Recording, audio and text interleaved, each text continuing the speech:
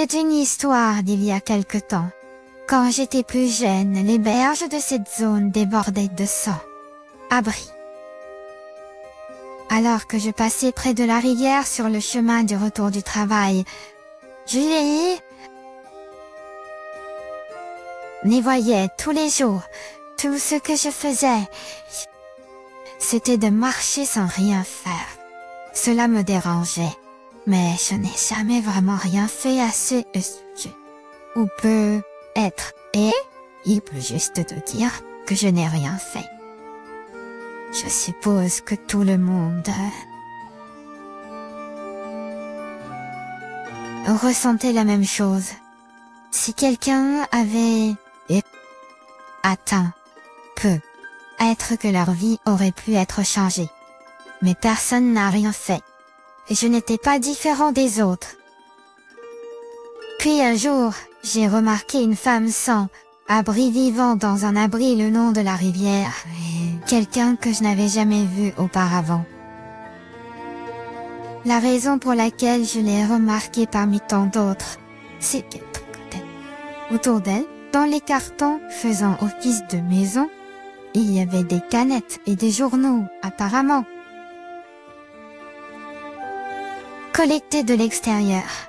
Cependant, dans son siège, il y avait aussi plusieurs pelotes de laine bien organisées. Le matin et le soir, chaque fois que je la voyais, elle tricotait toujours quelque chose. Les choses entre ses mains se transformaient en écharpes, pulls et divers autres articles, toujours en or, utilisant de la laine verte. Une fois, alors que je passais devant, j'ai jeté un coup d'œil de côté et j'ai remarqué qu'elle utilisait une variété de techniques de tricot. C'est incroyable comment elle peut créer tant de designs. Avec une seule couleur de laine, c'est vraiment impressionnant. Ayant travaillé dans un magazine de mode depuis de nombreuses années, je n'avais jamais vu de technique de tricot aussi originale.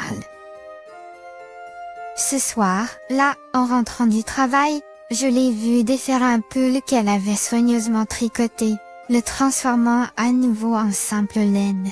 Quel gaspillage! Après avoir remarqué cela, j'ai observé de plus près et j'ai vu que les articles presque terminés la nuit étaient tous défaits le lendemain matin. Peut-être n'avait-elle pas d'autre laine, elle continuait à tricoter et à défaire la même laine. Depuis que j'ai réalisé cela, je ressens un sentiment de regret. Je voulais préserver au moins une de ces créations tricotées. Mais que devrais-je faire? J'étais plongée dans mes pensées quand mon collègue, Alexandre, s'est moqué de moi. Eh bien, je ne sais pas. Si tu ne peux pas le nier catégoriquement, alors c'est sûrement de l'amour. Alexandre aimait ce genre de discussion et semblait... Nous ne sommes pas dans ce genre de relation. Vraiment, quelle poignée. Mais grâce à Troy, je me suis souvenu que Noël approchait et j'ai trouvé une excuse pour lui parler. J'avais vraiment envie de lui demander de tricoter quelque chose. Cette nuit, là, j'ai rassemblé mon courage et je suis allée directement à l'endroit où se trouvait la femme. Elle tricotait à nouveau aujourd'hui. Excusez, moi bonjour. Oh, est-ce que vous me parlez? J'ai continué avec la voix la plus calme possible, espérant apaiser sa méfiance. Oui, vous. Je vous ai toujours vu tricoter, et j'ai pensé que je pourrais vous demander de tricoter quelque chose pour... moi. Pourriez-vous tricoter un pull avec ça? Je ne pourrais pas faire ça. En plus, je vis comme ça. Je vous observe de loin et j'ai été impressionné par vos compétences. Bien sûr. je vous paierai. Je peux vous payer à l'avance. Est-ce que vous envisageriez de le faire? D'accord, je vais le faire. À partir de ce moment, là, elle a commencé à tricoter le pull que je lui avais demandé. En la voyant pendant mes trajets, j'ai commencé à la saluer tous les matins et tous les soirs. Lorsque je lui ai demandé son nom, elle a dit que c'était Sophie. Wow, c'est incroyable. Vous avez fait beaucoup de progrès en seulement un jour. Merci. Je l'ai toujours admirée de loin, mais de près, c'était vraiment impressionnant. J'étais fascinée de voir le fil prendre forme un peu plus chaque jour. Chaque fois que je la complimentais, elle avait l'air un peu gênée. Ce que c'est sûr qu'une personne comme moi est autorisée à faire quelque chose pour vous porter. Absolument. Je l'ai assurée de son talent chaque fois qu'elle paraissait hésitante. Alors que nous parlions un peu plus chaque jour, elle a commencé à partager son histoire.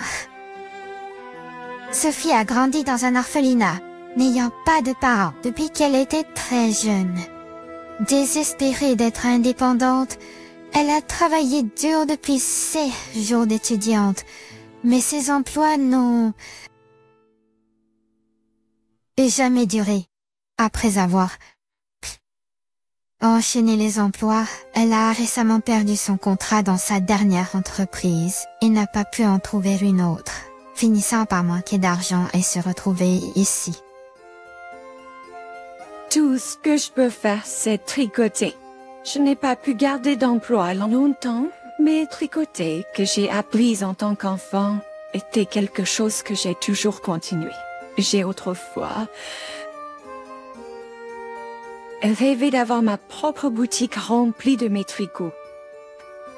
Ses compétences et son sens du design étaient extraordinaires. C'est rare de trouver quelqu'un avec un tel talent. Ce serait tellement dommage si les œuvres de Sophie ne montrèrent jamais au monde. Une société où quelqu'un comme elle. Finissant, Abri ne devrait tout simplement pas exister. Je le sentais fortement. Et donc, elle a continué à tricoter le pull, over sérieusement. Et quelques jours plus tard, c'est terminé. Le magnifique pull over conçu était enfin terminé. Merveilleux, je te remercie beaucoup. Exprimant ma gratitude, elle a souri heureusement. En portant le pull over au travail le lendemain, il a reçu beaucoup de compliments. Wow, quel beau pull over! Tous mes collègues l'ont félicité. Alexandre, même ce particulier, semblait vraiment l'aimer. Super go! Quelle marque est-ce?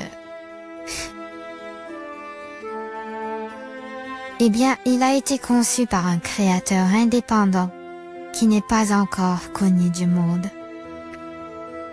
Désireuse de montrer son talent au monde, je lui ai mentionné cette opportunité après le travail. En fait, je travaille dans une maison d'édition pour un magazine de mode. Mes collègues aiment vraiment ce pull over et veulent la rencontrer. Voudrais-tu visiter notre département éditorial? Elle a hoché la tête heureusement, mais alors son expression est devenue sombre. Merci pour l'aimable invitation, mais je vis comme ça et mes vêtements sont tous usés. En effet, elle a toujours porté les mêmes vêtements. Je savais que j'avais rencontré Sophie au parc. Elle était assise seule sur un banc, un peu abattue. Je me suis approchée d'elle et nous avons commencé à parler. Elle semblait hésitante au début, mais puis... Elle s'est ouverte à moi. Elle a vécu dans sa voiture pendant les derniers mois après avoir perdu son emploi et sa maison. Je lui ai proposé de l'aider en lui offrant un changement de vêtements et une douche chez moi. Elle a hésité, mais a finalement accepté. Donc, le week-end suivant, j'ai invité Sophie à coïncider avec la visite de ma sœur Emily. Je lui ai offert une douche et je lui ai acheté des vêtements simples sans cadeau. Quand je lui ai présenté, elle a secoué la tête à nouveau. C'est trop d'accepter ces vêtements. Je suis heureuse de simplement les emprunter. Ma sœur Emily était excitée de rencontrer Sophie et d'apprendre à tricoter. Non, s'il te plaît, ne hésite pas à les accepter. Et ce serait génial si vous pouviez m'apprendre à tricoter. Reluctamment, elle a accepté après l'insistance de ma sœur. Après son bain, Sophie, toute propre, était très belle. J'ai donc décidé de l'emmener dans mon entreprise. C'est la designer qui a confectionné mon pull. Je l'ai présenté et expliqué sa situation aux employés réunis dans la salle de réunion, mais ils l'ont regardé avec suspicion. Espérant changer leur perception, je lui ai demandé de leur montrer ses créations. Je la croyais d'une certaine marque. Je m'attendais à quelqu'un de plus impressionnant. Désolé pour l'intrusion. Je savais que je ne faisais pas partie de ce milieu. Je devrais partir. Désolée pour l'intrusion. Je l'ai suivie alors qu'elle quittait rapidement la salle de réunion.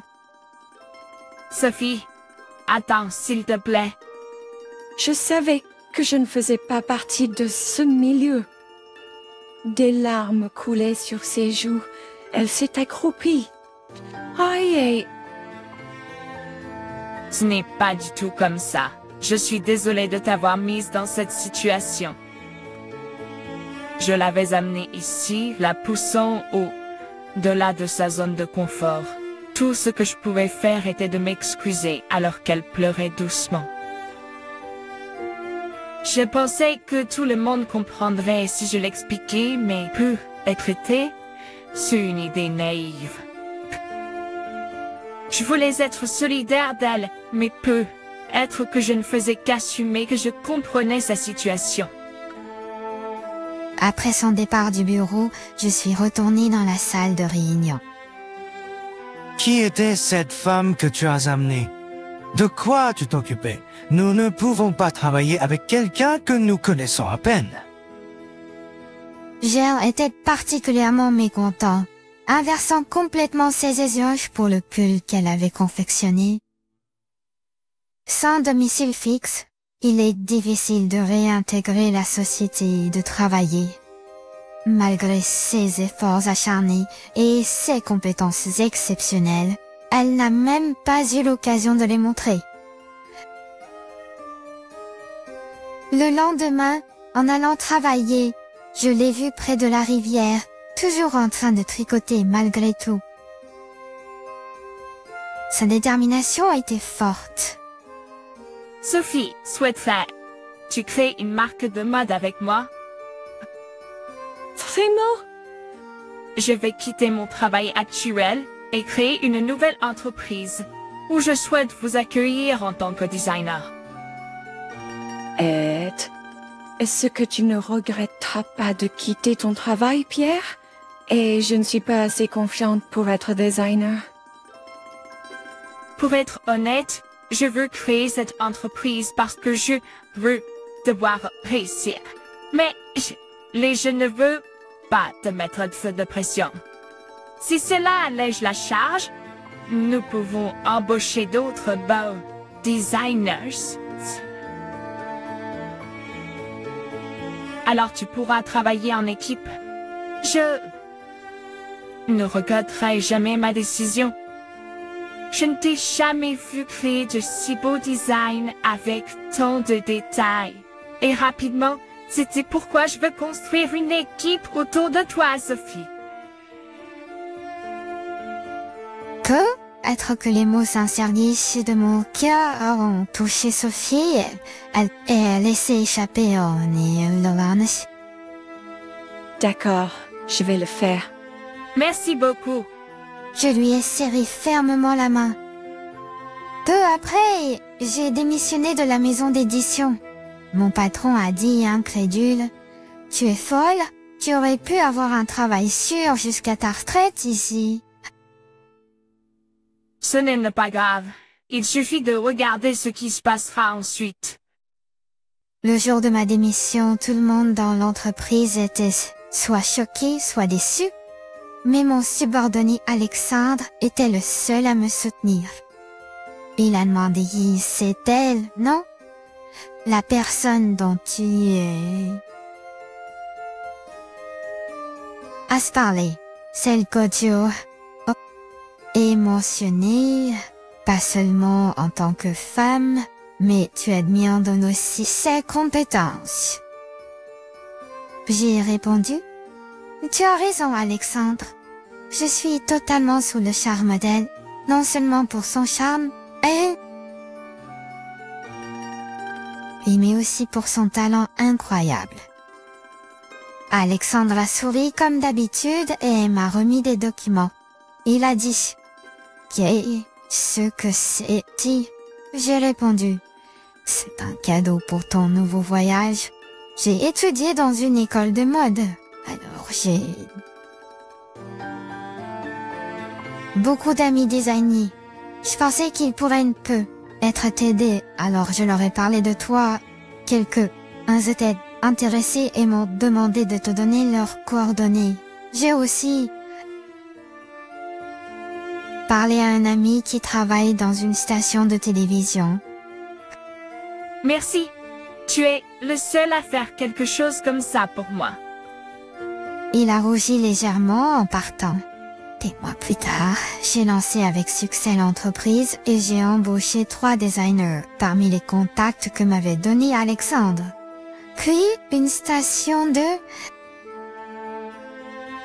télévision que Alexandre avait contactée nous a demandé d'être interviewés. Moi.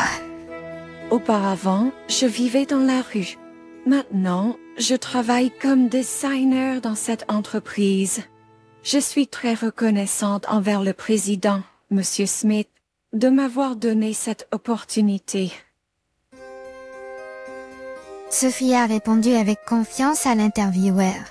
Après la diffusion, nous avons reçu de nombreuses demandes d'entrevues de divers médias.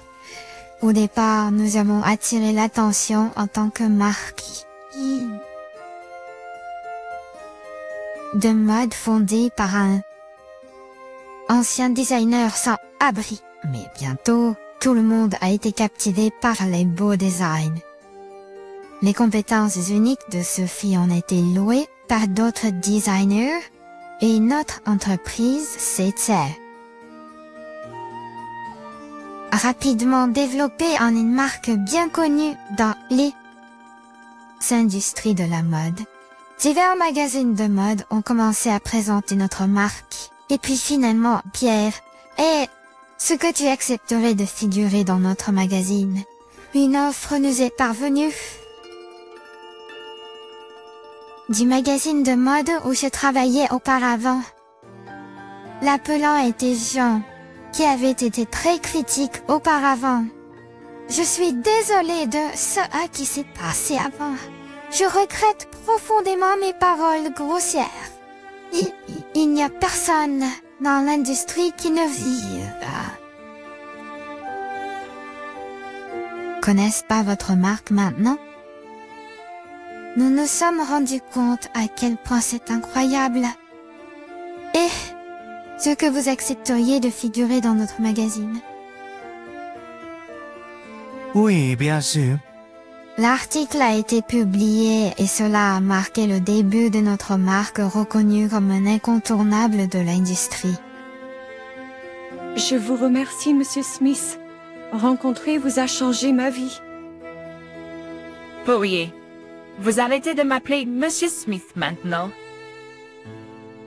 Oh oui, nous vivons tous les deux une vie heureuse, tant personnellement que professionnellement. Je me sens vraiment chanceux d'avoir cru en elle et en ses talents.